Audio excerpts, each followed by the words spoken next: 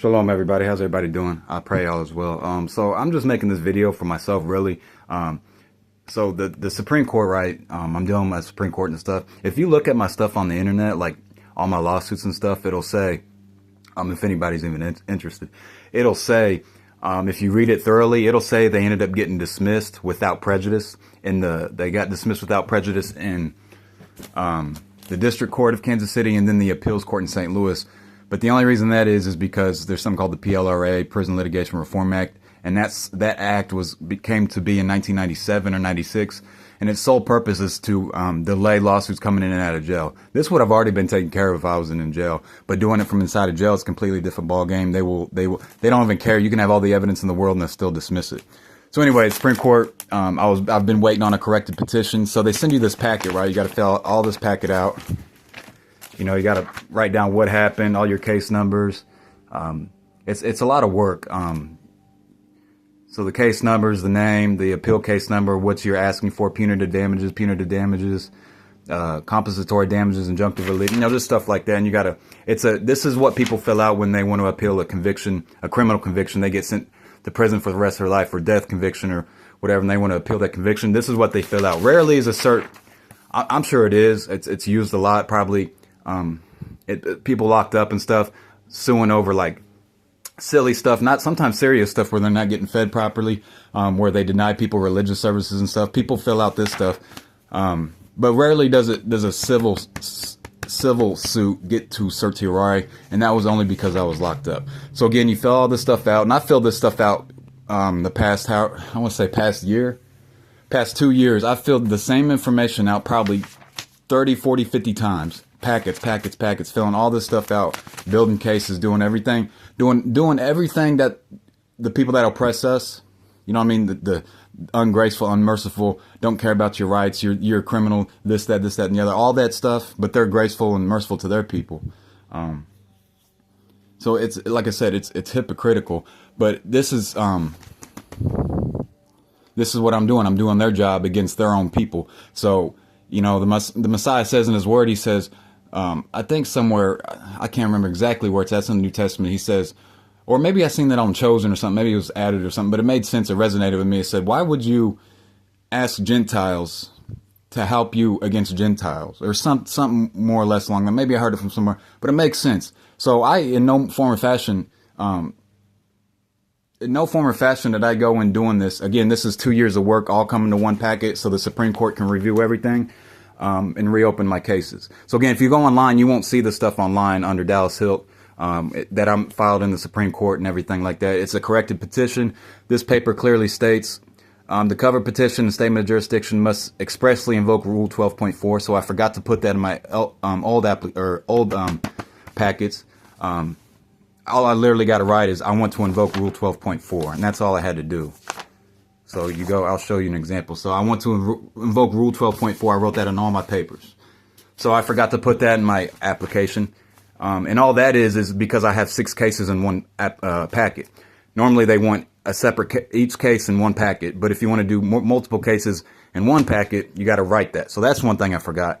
And then something about Rule 14 and that the petition does not contain the question presented for review. So the questions I want the Supreme Court justices, Ketanji, Clarence, on the other Supreme Court justices to review, I need 4 out of 9. I need four of them to agree that my rights were violated, that the courts erroneously dismissed my civil cases solely because I was in jail and didn't have counsel and wasn't able to get all the evidence that I could. But even if I can't get all the evidence and I want to sue while in jail, they have what's called a documents request. You can request documents from, if say you're suing the sheriff's department in your county and you're locked up. Well, how do I get evidence to prove whatever I'm writing is true? Well, the documents request, you can request documents and footage and stuff to the district court, and then they'll subpoena the footage and all that stuff.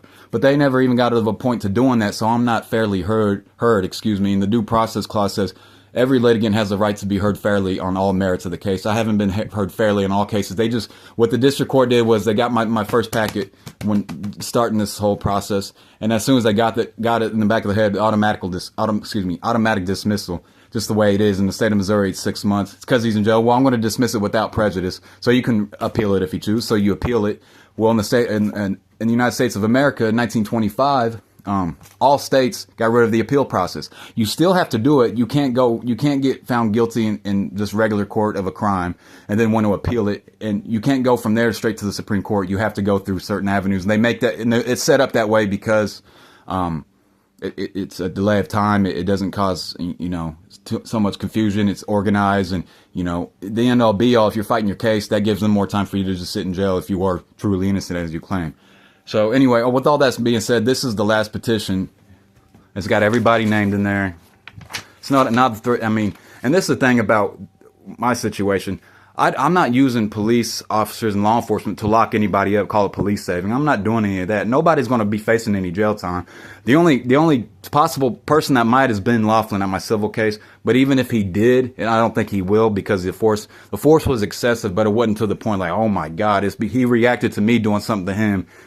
But again, he failed to report it in his police report. There's a reason why he didn't put that in the police report, that he choked me and he hit me in the face, bam, then choked me, and then the officer had to say, you're choking him too hard.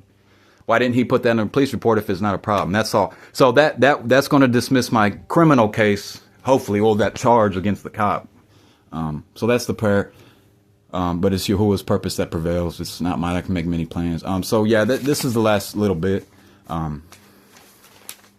Paperwork, everything. So, it's really blessed. But yeah, with that, I'm gonna get this sent out. This is gonna be the last, and I'm making this because, again, I can sit if the clerk of court wants to say, hey, you messed up on something else.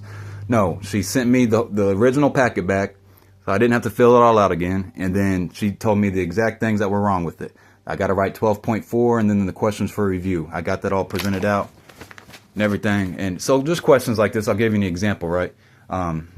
So the Clay County Public Defender's Office, I sued them.